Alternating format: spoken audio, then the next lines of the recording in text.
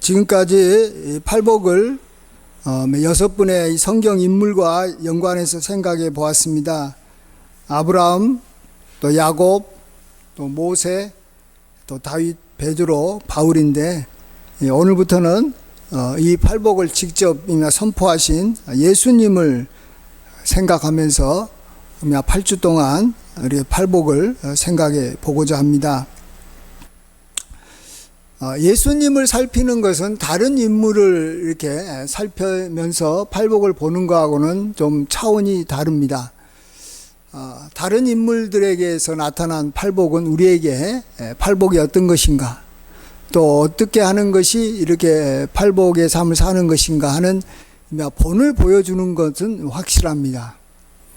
그렇지만 그러한 팔복을 살아가는 데 필요한 능력을 그들이 우리에게 주는 것은 아닙니다.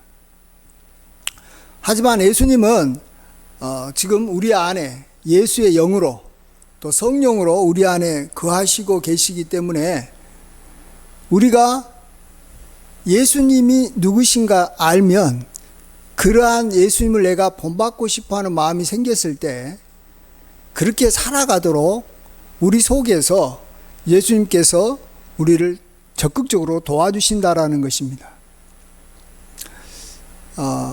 안세영 선수 잘 아실 겁니다. 안세영 선수가 어제 이 준결승전에서 이제 졌지만 그래도 어쨌든 세계 1위를 달리고 있습니다. 안세영 선수가 자기가 내가 앞으로 어떤 사람이 됐을까, 어떤 사람이 되고 싶을까 이런 생각을 했을 때 그 안세영 선수한테 너 앞으로 좀 공부 열심히 해서 의사 되라 이런 말을 했을 때는 잘 모르겠습니다만 안세영 선수에게는 굉장히 부담이 됐을지도 모르겠습니다. 공부를 다 잘하는 건 아니기 때문에. 그렇지만은 자기 아버지가 권투 선수고 또 자기 어머니가 이 체조 선수였기 때문에 운동을 권했으면 안세영이라는 선수 이제 사람이 그가 내가 그래 내가 어머니처럼 이 체조를 해볼까 이런 생각도 할 수 있고 또 여러 운동을 해보니까 자기가 이제 배드민턴이 자기 몸에 맞으니까 한 거예요. 그렇습니다. 부모로부터 이 자기가 물려받은 DNA가 있기 때문에 딱 그게 다 맞는 것은 아니지만 자기 부모나 또 조부모로부터 우리가 받은 그러한 능력이 있기 때문에 자기 어떤 진로를 이렇게 결정을 할 때 부모가 갔던 길을 나도 가겠다 하면은 대충은 다 정확하게 맞지는 않아도 그래도 자기의 적성에 맞다. 또 자기가 여러 가지로 도움을 받을 수 있다 하는 것을 잘 알 수 있을 것입니다. 자, 그런 것처럼 우리가 예수님이 누구신가 하는 것을 알아가는 것은 그냥 단지 이러한 예수님의 모습이 있어서 참 나도 예수님처럼 이렇게 살아갔으면 좋겠다. 그리고 또 이것이 하나님이 기뻐하시는 모습이다. 이런 어떤 이 본을 우리가 알기 위해서 또 본받기 위해서 단지 예수님을 알아가는 것은 아닙니다. 우리는 하나님의 이 형상대로 예수님을 믿을 때 새롭게 창조됐다라고 말하는데 그때 창조될 때 지식과 또 생각까지도 우리가 새로워졌다라고 골로새서에서는 이야기하고 있습니다. 그래서 우리가 지식이까지 새롭게 하심을 입었어요. 그래서 예수님이 우리에게 보여주신 대로 우리가 살아가려고 할 때 우리는 그 삶을 충분히 살아갈 수 있는 능력이 우리에게 주어진 것입니다. 그러나 예수님이 싫어하는 거 그것을 우리가 하려고 그러면 그건 더 우리가 힘들어지는 것입니다. 왜냐하면 우리 안에 계신 성령께서 우리가 하나님이 싫어하는 걸 하려고 그러면 근심하시니까 탄식하시니까 그걸 못하게 막으니까 우리 그리스도인은 사실은 죄를 짓는 것은 사실은 어렵다는 것을 아셔야 됩니다. 반면에 우리는 예수님께서 기뻐하시고 성령께서 우리 안에서 역사하시는 그러한 삶을 우리가 정말로 사모하고 그걸 살려고 작정만 한다면 그것을 사는 것은 어렵지 않은 것입니다. 안세영 선수가 운동선수로 내가 앞으로 이렇게 살아가겠다 하는 것은 우리가 운동선수로 살아가겠다 하는 거하고는 차원이 다르게 아주 쉬운 겁니다. 그 안세영 선수에게는. 그 다음에 또 안세영 선수의 뭐 아들, 딸이 내가 뭐 운동선수 하겠다 그러면 아주 쉬운 거예요. 우리가 예수님을 닮아가겠다 하는 것이 그런 면에서는 쉬운 겁니다. 예수님을 안 닮아가겠다 하는 것이 더 어려운 것인 줄 믿습니다. 우리에게는 하나님께서 기뻐하시는 것을 우리가 잘 살아갈 수 있도록 도와주시는 예수의 영, 하나님의 영, 성령이 우리와 함께 하신다라는 것. 그것이 우리가 예수님을 닮아가는 성화의 삶을 살아가는 원동력입니다. 그래서 우리 삶 속에서 뭔가 착한 일, 좋은 일, 하나님이 기뻐하시는 일이 이루어지면 우리 그리스도인들은 100% 뭐라고 고백합니까?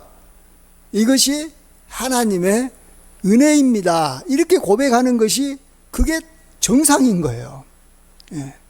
안세영이가 우승을 하고 나면 나에게 이러한 귀한 운동 자질을 나에게 준 부모님께 또 이러한 운동을 이렇게 잘할 수 있도록 뒤에서 이렇게 뒷받침해 준 부모님께 감사합니다라고 하는 것이 당연한 것입니다.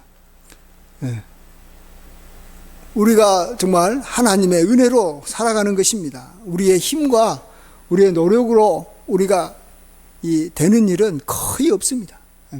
하나님께서 도와주셔서 되는 것입니다. 그렇기 때문에 우리는 정말 예수님을 닮아가는데 부담감을 느끼면 안 됩니다. 우리가 팔복의 삶을 살아가는데 부담감을 느낄 필요가 없어요. 먼저 믿어야 돼요.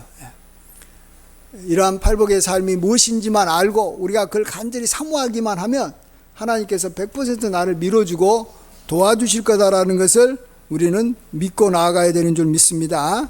아멘. 그런 면에서 이제 심령이 가난한 자가 복이 있다 라고 했을 때 심령이 가난한 것이 무엇인가라는 것을 또 같이 생각해 보고자 합니다. 심령이 가난하다라는 말과 가장 가깝게 쉽게 이해할 수 있는 단어가 또 그러한 개념이 겸손하다라는 말입니다. 겸손한 자. 왜 그러냐면 이 겸손이라는 것은 스스로 자기를 갖다가 여기 낮추는 것입니다.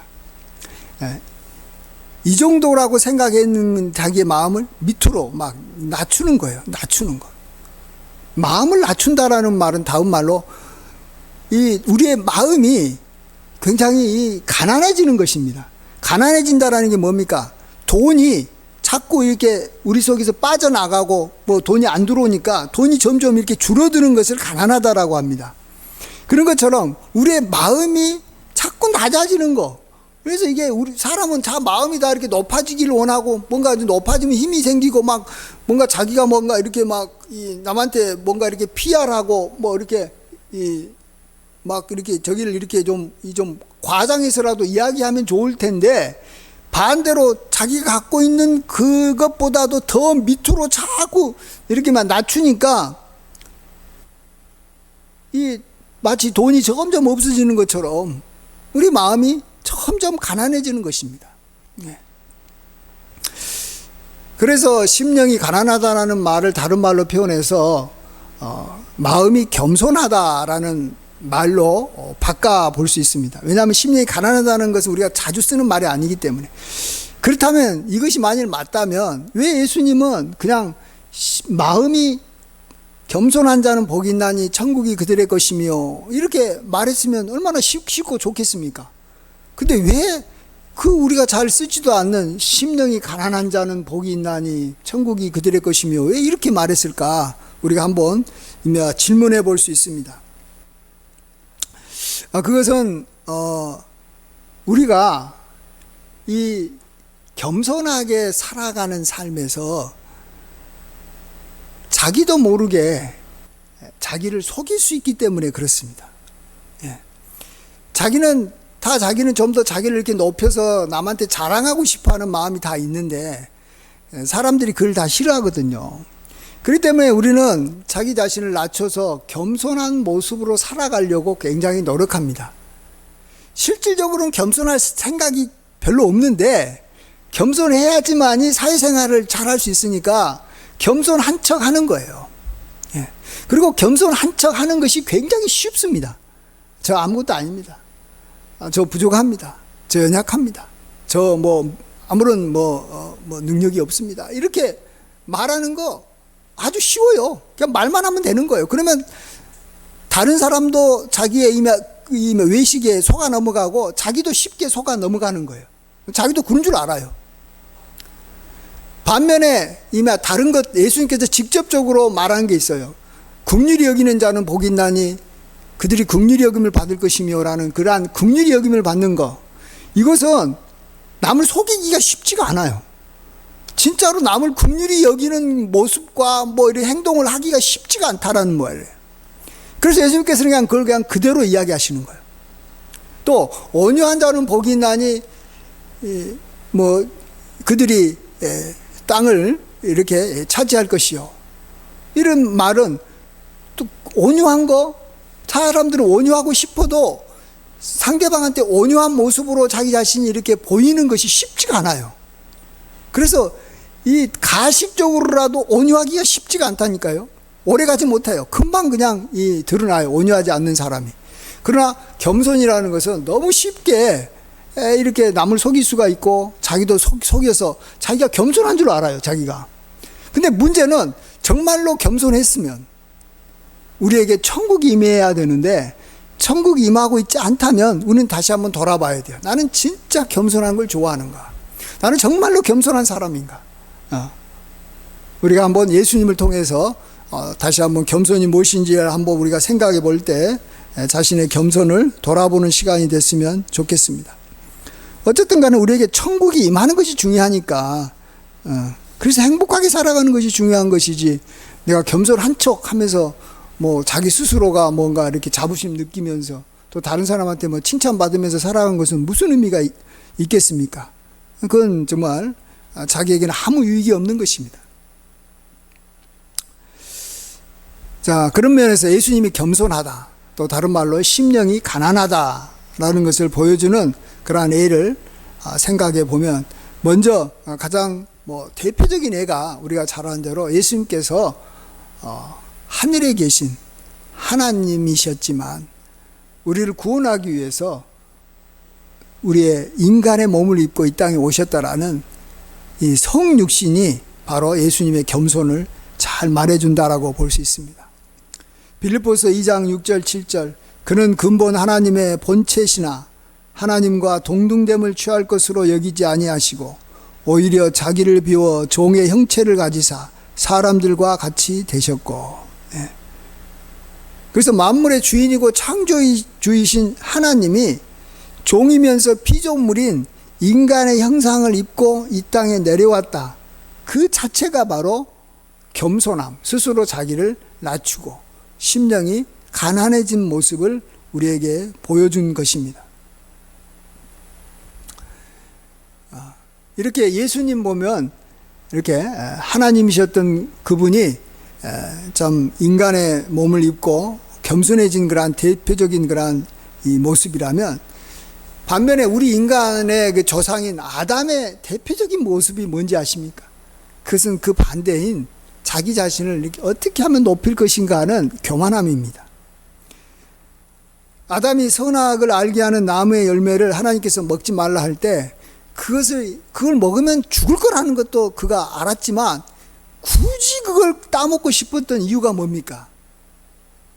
아담의 마음속에 원함이 뭔지를 알았던 뱀이 그에게 유혹했던 그 말을 그 아담 마음에 들었기 때문에 그렇습니다.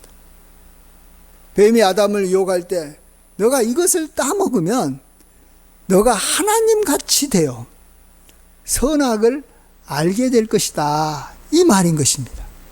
하나님같이 된다라는 거예요. 와, 그러니까 얼마나 그게 아담의 마음에 자기 목숨을 잃어도 나는 좋다 할 정도로, 죽어도 괜찮을 정도로 내가 그렇게만 된다면 오랫동안 그렇게 이렇게 못 살아도 좋으니까 이 몇 년이라도 내가 하나님처럼 될 수 있다면 나 좋겠다, 이런 생각으로 선악을 알게 하는 나무를 따먹은 거예요. 그만큼 우리 인간의 마음속에는 아주 깊이 아담으로부터 물려받은 이 죄 중에 이 스스로 자기를 높이고 싶어 하는 이 교만이라는 것이 우리 몸속에 그냥 완전히 그냥 이렇게 체질화되어 있는 것입니다. 그런 것이 이미 유전적으로 우리 속에 들어와 있습니다. 그래서 이것을 이렇게 극복하고 정반대로 자기 자신을 스스로 낮추는 이 겸손한 삶을 살아간다는 것이 아담을 생각하면 사실은 불가능합니다. 우리 인간이 그렇게 살아가는 척은 하겠지만 실질적으로는 원하는 사람은 없기 때문에. 그렇지만 우리가 예수님을 생각하면 둘째 아담으로 오신 예수님께서 정말로 겸손한 분이셨고 이렇게 인간을 구원하고자 스스로 자기를 낮춰 하나님이신 그분이 종의 형체를 갖고 인간의 몸으로 오셨다라는 것을 생각해 볼 때, 그분이 나를 도와주시면 또 그분이 나의 주인이시고 정말로 그의 영이 나한테 있기 때문에 나도 겸손할 수도 있겠다. 겸손할 수 있는 능력이 주어졌겠다. 이런 생각을 하게 됩니다. 물론 예수님의 그러한 성품이 나의 인격이 되고 또 성령의 이 권능이 나의 능력이 되기를 원하고 바라고 기도한다. 이런 이 복음성가도 있지 않습니까? 그러니까 예수님의 이 성품이 나의 인격이 되는 것과 이 성령의 능력이 성령의 권능이 나의 능력이 되는 것을 다 같이 생각을 해야 됩니다. 그렇지 않고는 우리 인간이 겸손해질 수 있는 길이 없는 겁니다. 그래서 우리 크리스찬들은 사실은 이 아담처럼 이 교만한 삶을 살 수도 있고 반면에 예수님처럼 겸손한 삶을 살 수 있는 이런 스펙트럼이라 그러나요? 그런 어떤 이런 범위가 굉장히 넓습니다. 그래서 어떤 분은 정말로 예수님처럼 겸손한가 하면 아무리 구원받은 우리 성도라도 아담의 또한 후손이기 때문에 정말 아담처럼 어마어마하게 교만한 분들도 있습니다. 그럼 우리는 이 중간 어딘가에 있는 거예요. 그런데 우리는 어떻게 해서든지 성령의 능력을 우리가 힘입고 또 예수님의 그러한 이 모습을 우리가 간절히 사모함으로 예수님처럼 겸손한 방향으로 가야 됩니다.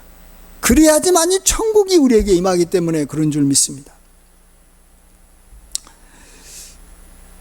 그 다음에 이제 두 번째로 예수님의 겸손을 잘 보여주는 것이 예수님이 다양하게 이 섬김의 모습입니다. 어떻게 섬김이 겸손하고 이 영광이 되는가? 이 섬김은 사실은 겸손과 연관이 될 수도 있지만 연관이 안 될 수도 있어요. 그러니까 낮은 사람이 높은 사람을 섬기는 것은 겸손하고 전혀 상관이 없이 그냥 섬김일 뿐입니다. 종이 주인을 이렇게 섬기는 것은 그냥 섬김입니다. 그런데 주인이 종을 섬길 필요도 없지만 만일 섬길 리도 없지만 주인이 만일 종을 섬긴다고 하면 그때는 단순한 섬김이 아닙니다. 겸손이라고도 말하는 게 더 낫습니다. 사실은 섬김이지만 그냥 섬김이 아니에요. 저 사람이 겸손하구나. 자기 자신을 낮추어서 주인인데 종처럼 자기가 낮아지고 종의 마음을 이해하고 종을 불쌍히 여기면서 자기 자신 스스로가 그를 대하는구나. 그래서 사실은 높은 사람이 낮은 사람을 섬기는 것은 이건 겸손하기 때문에 섬기는 것이고 단순한 섬김이라고 볼 수가 없는 것입니다. 그런 면에서 만왕의 왕이시고 만주의 주가 되신 예수님이 우리 종된 우리 인간들을 여러 모양으로 섬기셨지 않습니까?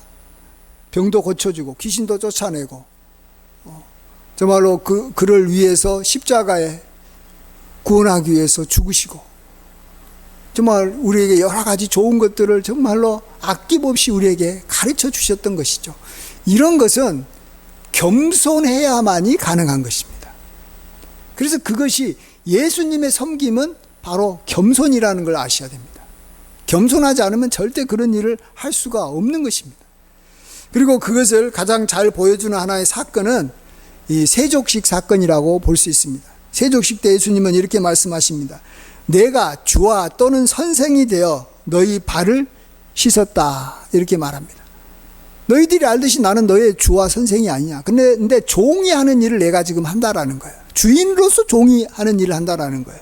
그래서 이것은 정말 겸손한 것을 보여주는 것입니다. 근데 이러한 이 겸손이 천국과 굉장히 밀접한 관계가 있습니다. 그러니까 높은 사람이 낮은 사람을 잘 섬기는 이 겸손은 바로 천국과 아주 직결되어 있습니다. 보십시오.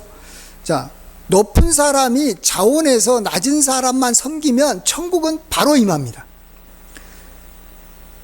높은 사람이 낮은 사람을 이렇게 섬기면, 겸손하게 섬기면 심령이 가난하기 때문에 바로 그에게는 천국이 임할 것이고, 또 이 낮은 사람에게는 높은 사람이 자기를 섬겨주기 때문에 그 자체가 바로 자기에게는 천국이 되는 것입니다.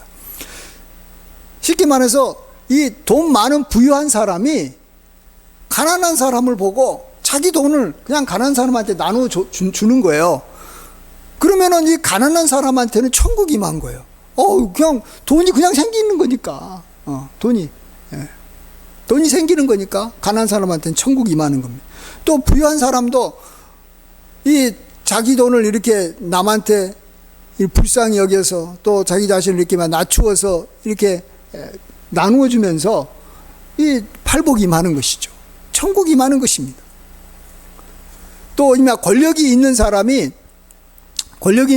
자기 권력을 이렇게 자기만 갖고 있는 게 아니라 자기 권력을 낮은 그 사람한테 나누어줘서 그를 갖다가 이렇게 승진시켜 주고 그를 이렇게 높여주면 이 신분이 낮고 이 직책이 낮은 사람이 올라가니까 그게 천국 아니겠습니까?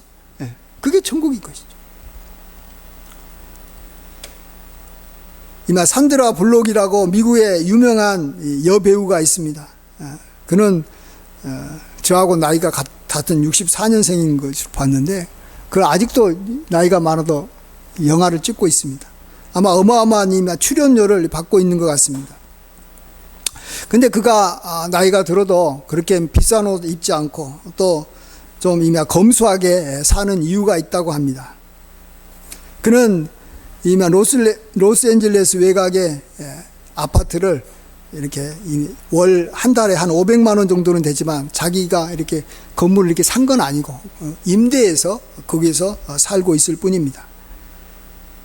그리고 아마 그는 럭셔리, 그러니까 명품 차를 소유하지 않는 유일한 정말 오스카 수상한 여배우일지도 모릅니다. 대신 그녀는 믿음직하고 또 소박한 중고 픽업 트럭을 몰고 다닌다고 합니다. 그렇다면 그가 번 그 많은 돈을 어디다 그가 쓰고 있는 것입니까? 바로 그가 나눔에 쓰고 있습니다. 학생들이 교육을 받을 수 있도록 200만 달러, 우리나라 돈으로 한 27억 정도를 기부했고, 또 허리케인이 뉴올리언스 지역에 이렇게 닥쳤을 때 학교 재건을 위해서 100만 달러, 또 그 지역 뉴올리언스 주민을 위해서 70만 달러, 한 10억 정도를 이미 보탰다고 합니다. 그 외에도 적십자사에 100만 달러, 14억씩 총 4번을 통 크게 기부했다고 합니다. 이런 산드라 블록이 다른 할리우드 스타에 비하면 의외로 좀 자산이 이렇게 지금은 이렇게 적을 수밖에 없을 것입니다. 근데 그녀는 전혀 그걸 개의치 않고 이렇게 말합니다. 다른 사람을 돕는 게 나를 진짜 이 부자로 느끼게 해준다. 이렇게 말을 한 것을 들었습니다. 진짜 부자가 정말 나누어 줄 줄 아는 사람이다라는 것이죠. 우리는 다 부자로 살고 싶습니다. 그러나 마음이 정말 부유하고 마음이 정말 풍성한 삶을 살아야 되겠죠. 이를 통해서 그로부터 이 많은 돈을 받은 이 가난한 사람들이나 어려운 사람들, 또 학생들은 정말로 얼마나 좋게, 기분이 얼마나 좋고 좋습니까? 그래서 그들에게 천국이 임하고, 이 여배우에게도 하나님께서 말씀하신 대로 그가 심령이 가난하기 때문에 또 그에게 천국과 이런 천국이 임하는 것입니다. 우리에게 지옥이 언제 임합니까? 그것도 아주 간단합니다. 돈 많은 사람들이요, 가난한 사람들의 그 얼마 없는 돈을 뺏는 순간에, 이 가난해가지고 돈도 없는데 그것들 부자가 그냥 높은 이자 가지고 빌려주면서 돈을 뺏는다든지 아니면 뭔가 이렇게 막 깡패를 고용해서 돈을 뺏어버리면 이 가난한 사람들한테 지옥이 임하는 거예요. 그러면은 그 돈을 이렇게 빼앗는 이 부자한테는 지옥이 안 임하냐? 그들에게도 임하는 거예요. 예. 하나님께서 가만히 두지 않기 때문에 그럴 겁니다. 이전에 다윗이 우리가 잘 아는 대로 우리아의 아내 밧세바를 이렇게 취했을 때 하나님께서는 나단 선지자를 보내서 이런 비유를 말씀해 줍니다. 저는 성경에서 요즘에 비유를 말하면 너무 이렇게 귀가 쫑긋해져요. 왜냐하면 비유는 나중에도 기억이 날 수 있거든요. 제가 오늘 설교한 내용은요, 아마 여러분한테 다 잊어버릴 겁니다. 근데 제가 방금 말한 여기 산드라 블록의 그 여배우 이야기라든지 또 지금 이야기하고자 하는 비유는 아마 생각이 날 수도 있을 거예요. 좀 시간이 지나도. 자, 그러면서 한번 들어보세요. 나단 선지자가 다윗에게 뭐라고 말했냐면, 한 성읍에 두 사람이 있었는데 한 사람은 부유하고 한 사람은 가난했는데, 이 부유한 사람은 양과 소가 힘이 많았지만 가난한 사람은 아무것도 가진 것이 없고 오직 암양 새끼 한 마리뿐이었다는 거예요. 근데 이 암양 새끼를 얼마나 그가 아꼈냐 그러면 자기가 먹는 걸 그에게 주고, 또 자기 잔으로 이렇게 마시게 하고, 또 자기 품에서 이렇게 누워 자게 함으로 자기 딸처럼 이렇게 됐다라는 것입니다. 근데 이 부자 집에 어떤 이 행인이 찾아오게 되자, 부자는 이 자기 양과 소가 너무 아까우니까 이 사람을 보내가지고 가난한 사람의 양을 이렇게 빼앗아서 자기 집에 온 사람을 위해서 이렇게 잡았다라는 것입니다. 이런 이야기를 나단 선지자가 다윗에게 하니까 다윗이 노에서 나단 선지자에게 하는 말이, 그런 자는 마땅히 죽어야 할 자다. 내가 죽이겠다라는 그런 사람이 누구냐? 그리고 그가 이 가난한 사람은 불쌍히 여기지 않고 그런 일을 행했으니까 그의 죽은 양 새끼를 대신해서 4배나 더 갚아줘야 하리라, 이렇게 말합니다. 다윗이 자기가 그런 일을 행한 것이에요. 자기가 정말 하나뿐인, 우리아에게 하나뿐인 아내를 그가 취해가지고, 자기는 지금 막 부인이 막 몇십 명이 있고 많은데 자기가 부인을 취했지 않습니까? 그러니까 하나님께서 어떻게 하십니까? 그에게 지옥이 임하게 합니다. 칼이 그 집안에 떠나지 않게 합니다. 그래서 얼마나 자기 자녀들이 많이 죽고 난리가 나는지 모릅니다. 그러면서 하나님께서는 또 다윗과 다윗의 집에 재앙을 일으켜가지고 다윗의 눈앞에서 그의 아내가 빼앗겨서 이웃에게 주리니 그 사람들이 그의 아내와 더불어 백주에 동침하리라, 이렇게 말합니다. 여러분, 정말 우리가 이 겸손해져서 다른 사람을 이렇게 잘 섬겨주냐, 자기 것을 그에게 나눠주냐, 반대로 내가 많이 갖고 있음에도 불구하고 없는 사람 것을 내가 빼앗으려고 하느냐, 이것에 따라서 그냥 바로 그 즉시 천국이 임하기도 하고 지옥이 임하기도 하는 것입니다. 근데 이렇게 아낌없이 나눠주는 이 섬김과 남의 것을 이렇게 빼앗는 것은 우리의 마음에 달려 있는 거죠. 우리의 마음이 가난할 때 우리는 내가 갖고 있는 것을 우리가 나눠줄 수 있는 일을 해서 천국이 우리에게도 임하고 우리가 가진 것을 받은 사람들에게도 임하는 것입니다. 마지막으로 예수님의 겸손함, 또 예수님이 심령이 가난한 것을 잘 보여주는 한 가지는 이제 그건 다른 건 아니고 이제 단어로 이제 여러분에게 설명해주고 마치려고 합니다. 예수님은 자신의 이름을 인자라는 말로 자기 자신을 불렀습니다. 어떤 사람 치고 하나님이 에스겔을 보고 인자야라고 말한 경우는 있지만 사람의 아들이니까 인자라는 말은 맞잖아요. 하나님이 우리를 보고 인자라고 할 수 있을지는 모르겠습니다만, 예수님이 자기 자신을 이렇게 인간이 자기 자신을 보고 인자라고 하는 경우는 예수님에게만 유일한 그런 경우인데, 이 인자라는 단어는 크게 두 가지 의미로 쓰입니다. 우리가 잘 아는 대로 인자는 사람의 아들이니까 자기 자신을 여기면 낮추어서 이렇게 정말 이렇게 남을 여기면 섬길 때 자기 자신을 느끼면 낮추는 의미에서 이렇게 인자라고 씁니다. 예를 들면 예수님께서 말씀하신 말씀 중에 인자가 장차 사람들의 손에 넘겨져 죽임을 당하고 제3일에 살아나리라. 또 인자가 온 것은 섬김을 받으려 함이 아니라 도리어 섬기려 한 것이다. 또 인자가 죄인의 손에 팔리리라. 인자가 온 것은 잃어버린 자를 찾아 구원하려 함이라. 이런 것처럼 정말 자기 자신을 이렇게 낮추어서 도와주려고 자기 생명까지도 나누어주는 그것을 인자라는 말로 표현합니다. 하지만 또한 인자, 예수님께서도 자기를 인자라고 할 때는 전혀 다른 의미로 씁니다. 이것은 이 승리하는 인자, 천국을 완성하는 최종 권위자, 이런 의미에서 인자라는 말을 씁니다. 예를 들면 예수님께서 이런 말씀하신 걸 통해서 알 수 있는데, 세상이 새롭게 되어 인자가 자기 영광의 보좌에 앉았을 때 이렇게 말합니다. 내가 영광의 보좌에 앉을 것이다 하고 말할 때 자기를 인자라고 표현하고, 또 그때 인자의 징조가 하늘에서 보이겠고 그때 땅의 모든 족속들이 통곡하며 그들이 인자가 구름을 타고 능력과 큰 영광으로 오는 것을 보리라. 큰 능력과 권능을 갖고 구름을 타고 심판하러 오실 때 자기를 인자라고 말합니다. 또 마지막으로 그 후에 인자가 권능의 우편에 앉아있는 것과 하늘 구름을 타고 오는 것을 너희가 보리라. 그러니까 권능의 권자에 앉은 거, 구름을 타고 오는 거, 이럴 때를 자기를 표현해서 인자라고 씁니다. 저는 옛날부터 왜 똑같은 이 이름 인자가 왜 이렇게 전혀 다른 의미를 갖고 있고, 또 예수님께서는 왜 그런 다른 의미를 갖고 있는 인자라는 이름을 왜 자기에게 썼을까, 이런 생각을 해본 적이 있습니다.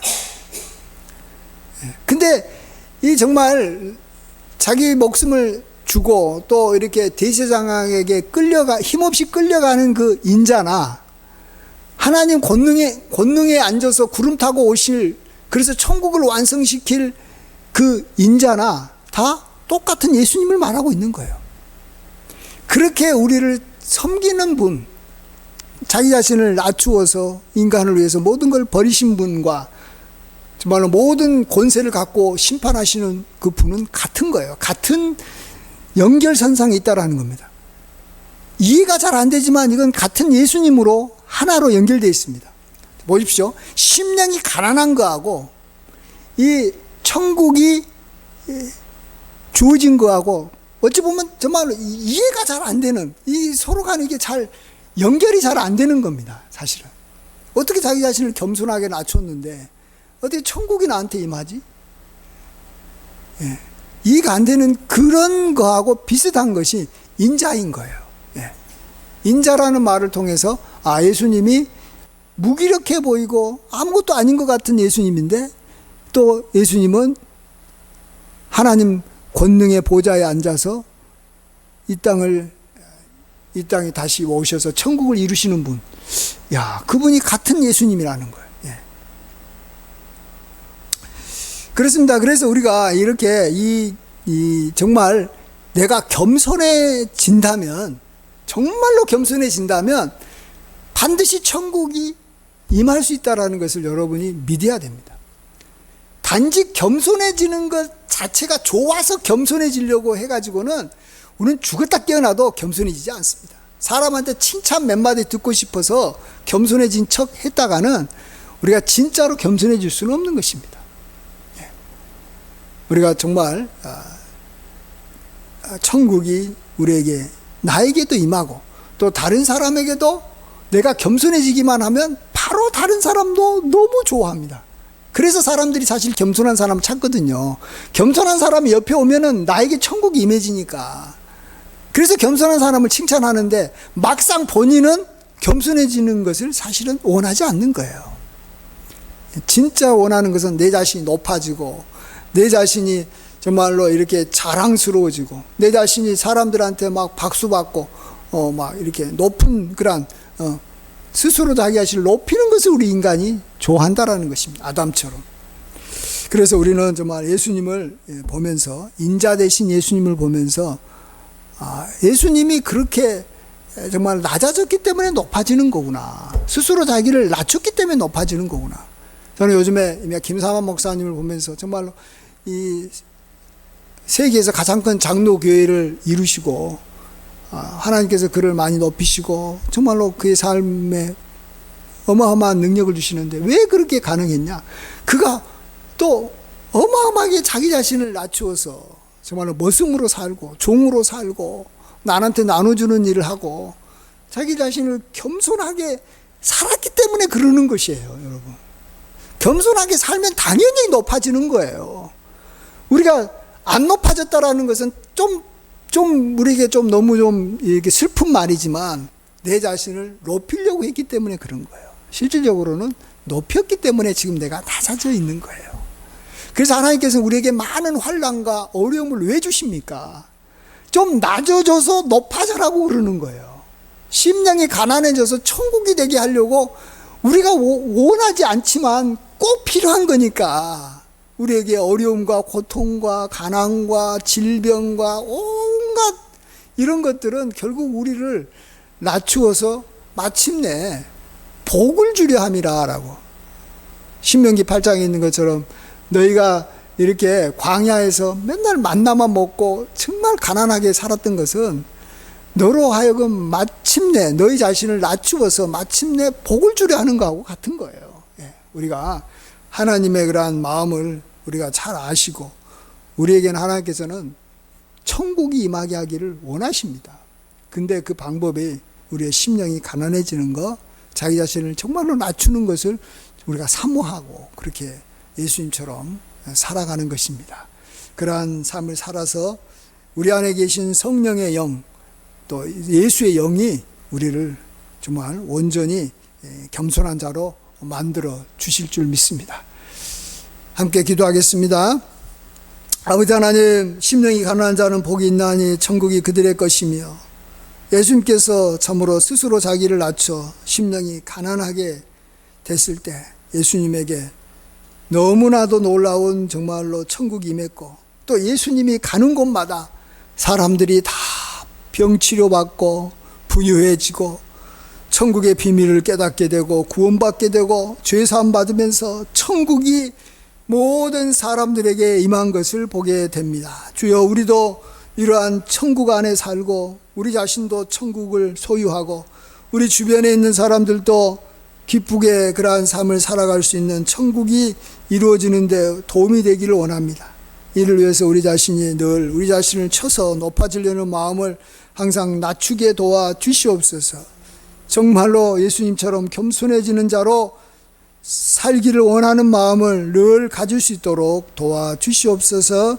모든 걸 감사드릴 때 존귀하신 예수님의 귀하신 이름으로 기도하옵나이다. 아멘.